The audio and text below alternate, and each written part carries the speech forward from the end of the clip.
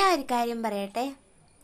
ഭാര്യ അല്ലെങ്കിൽ ഭർത്താവ്, പിന്നെ നമുക്ക് ജനിച്ച മക്കൾ, അവരെയൊക്കെ വിട്ടിട്ട് ഒരാൾ നിങ്ങളെ സ്നേഹിക്കുന്നു എന്ന് പറഞ്ഞ് നിങ്ങളെ തേടി വരുന്നുണ്ടെങ്കിൽ തീർച്ചയായും അത് കാപട്യമാണ്. കാരണം ഇന്ന് സ്വന്തം ഭാര്യ മക്കളെ അല്ലെ ഭർത്താവിന് മക്കളെയും വേണ്ടെന്ന് നിങ്ങൾ മതിയെന്ന് പറഞ്ഞ് വരുന്ന ഒരാളുണ്ടെങ്കിൽ തീർച്ചയായും ഒരു ദിവസം അവർ നിങ്ങളെയും ചതിച്ചിരിക്കും. അത് ഉറപ്പാണ്.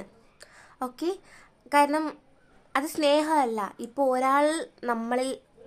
ഒരാൾ നമുക്കായിട്ടുണ്ട്, പക്ഷെ എന്നിട്ടും നമുക്ക് മറ്റൊരാളുമായി ആകർഷണം തോന്നുന്നുണ്ടെങ്കിൽ അത് തികച്ചും വെറും ഫേക്കാണ്. അതെന്തിനാന്നുള്ളത് ഞാൻ പറഞ്ഞ് നിങ്ങൾക്ക് അറിയേണ്ട ആവശ്യമില്ല. സോ അങ്ങനെ നിങ്ങളോട് തോന്നിയ ഒരാൾക്ക് നിങ്ങളിരിക്കെ വേറൊരാളോട് തോന്നും തീർച്ചയായിട്ടും. സോ അങ്ങനെയുള്ളവരെ ഒരിക്കലും വിശ്വസിക്കരുത്. ഓക്കെ, കാരണം എന്താണെന്ന് വെച്ചാൽ അത് ശരിയല്ല. അതാണ്.